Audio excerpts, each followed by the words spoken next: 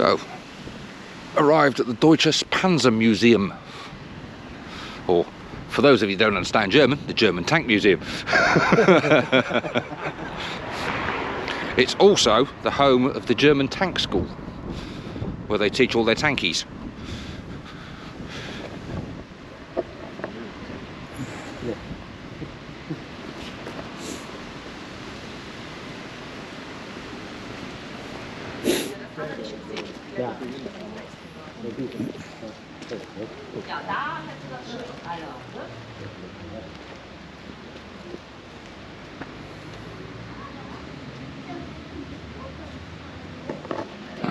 Right, we'll go and pay and we'll catch you inside.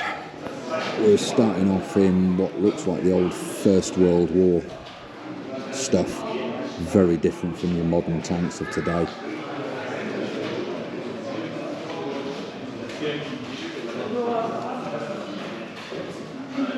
Mini tanks.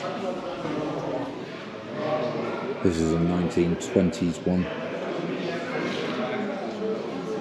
that the Germans were allowed to have after the Treaty of Versailles.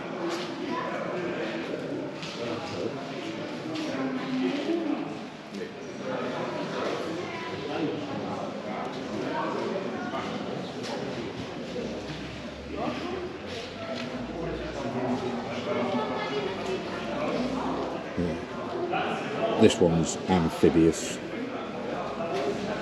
based on the Volkswagen Kubelwagen.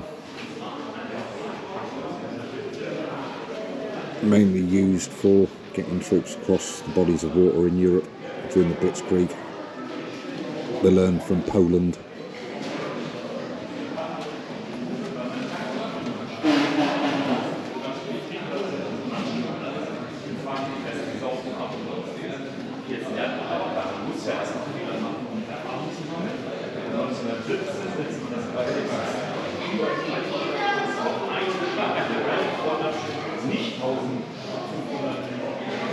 This is the Panzer III.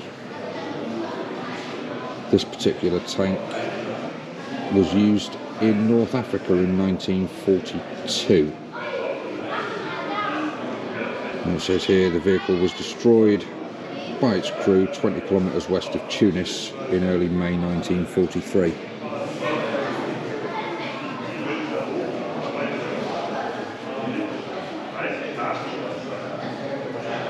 It's obviously part of the North Africa Corps. This one's a Panzer IV. Again, this was used in North Africa, but this one apparently broke down a few days after it landed in Tobruk and was captured by the British Army. So, this one's a Russian T-34.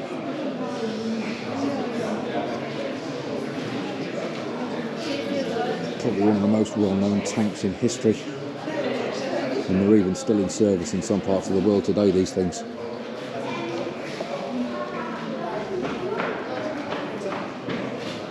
Funny enough, marked up next to a Sherman.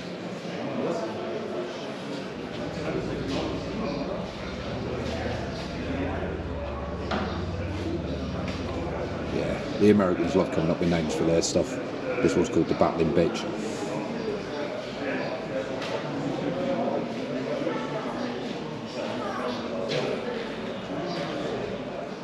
And this is the Tiger. Probably one of the most well-known tanks from the Second World War. And this one's the Panther.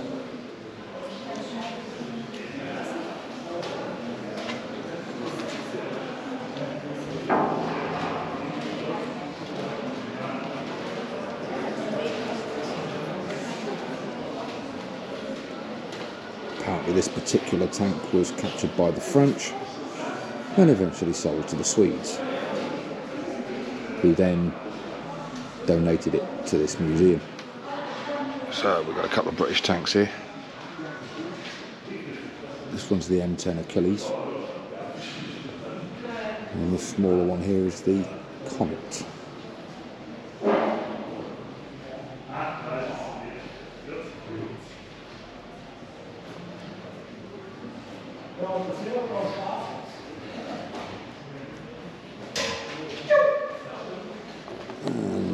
British tank. The main battle tank Centurion.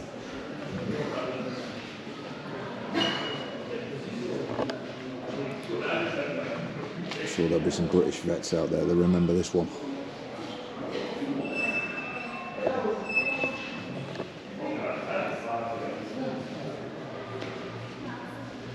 And this is the Leopard 1.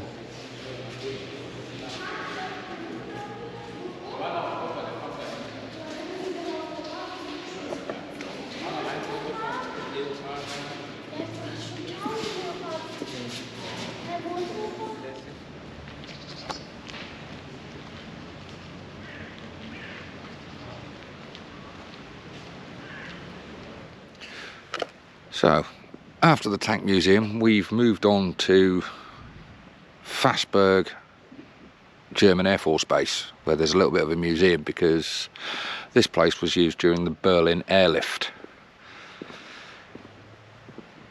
I believe during the 1950s this was actually a Royal Air Force base as well. So we've got a little bit of a museum going on here. And this is one of the exhibits. The Fasberg flyer, obviously used during the Berlin Airlift. A map of the routes that they used to get things in and out of Berlin, and the Russians closed it down. So the pilots that flew the Berlin Airlift. There we go, Royal Air Force Regiment Fasberg, 1948.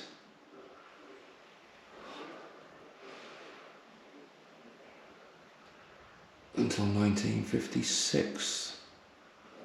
Doch dort muss die Leistung noch mehr gesteigert werden. Royal Air Force Gatow Airbridge Club. Zerschnittene T-Träger There's the aircraft that they've got outside. Material für diesen Bau wird über die Luftbrücke herangeschafft. Yeah, I believe they actually use this base now as the German Air Force Rotary Wing training base. Ah. Bringing coal into Berlin, the last ton of coal from Fasberg to Berlin, 27th of August 1949. It's a little more modern history of the airbase.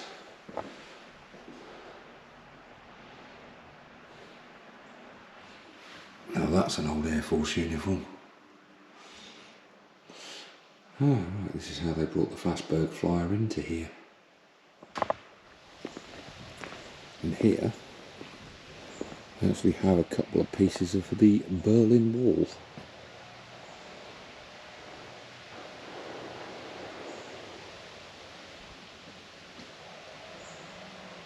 And the wall fell on the 9th of November 1989.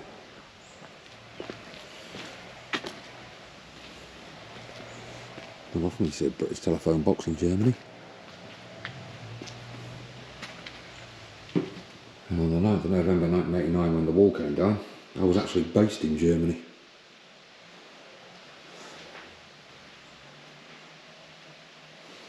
In fact, it was actually 2 weeks before Sister and I got married.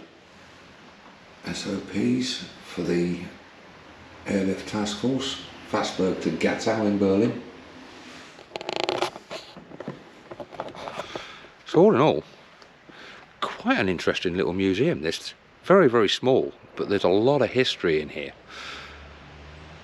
It's only €4 a head to get in, so well worth visiting if you're in the area. So I think that just about wraps up what we're doing down here today. I'm going to see if I can get myself a sticker from the little gift shop that's at the entrance there. And we'll see you back at the campsite. Time for a bit of a bike ride.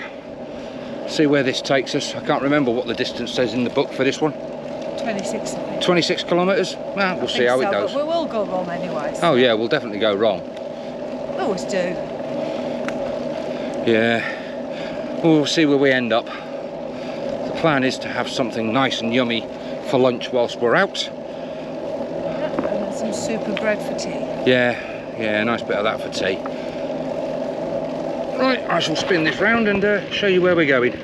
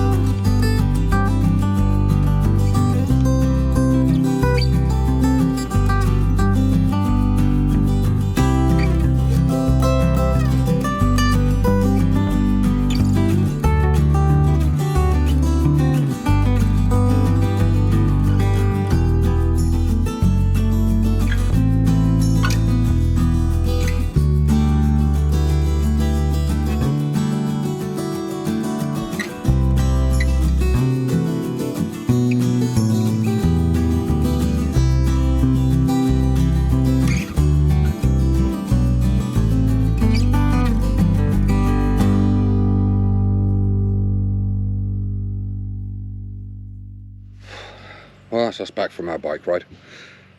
Apart from lots and lots of lovely countryside, there wasn't a great deal to see on it. I have taken plenty of footage, so I'll put a little bit of that in as well. And if I can manage to do it, I did track it on an app on my phone. And if I can show you the track, I will do. I think it was just over 28k it showed. The village is nice though. Yeah, the village. You come through some really nice villages as well. Yeah, You can't stop. Yeah, you can stop. There are some nice villages there.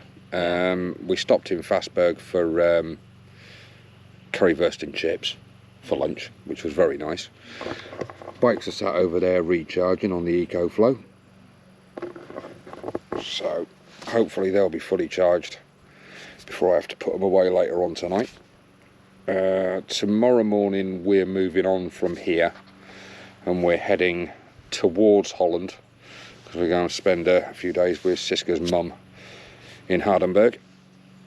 Lovely little park up right opposite her flat, which will be ideal. You can spend 3 days on that one, so that's what we're going to be doing. I think that's just about it from the campsite side of things. It's been, I'll be honest, it's been nice to just stop for 4 days and chill. It really has.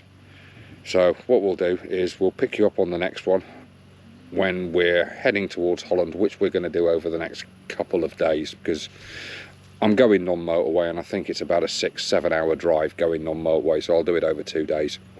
So we'll pick you up back on the road, guys. We left the campsite about 2 hours ago. We've pulled up just to have some lunch. Lovely little spot. I love this is why I love driving non-motorway in Germany, because these little park-ups, I mean, okay, on some of the B roads they're few and far between, but when you find one, they're really quite nice. And they even put benches in them. I'll quickly nip out and show you. Ooh. Okay, we're not exactly straight, but we don't need to be. So this is basically a park up at the side of the road. A couple of benches there. Bins. Warning about swine flu. Yeah, perfect little spot just to pull up, have a cup of tea and have some lunch. Plan for the rest of the day, basically just drive on to a certain point, decide where we're going to, then just pull over and decide where we're going to park for the night. We'll obviously show you that one when we get there.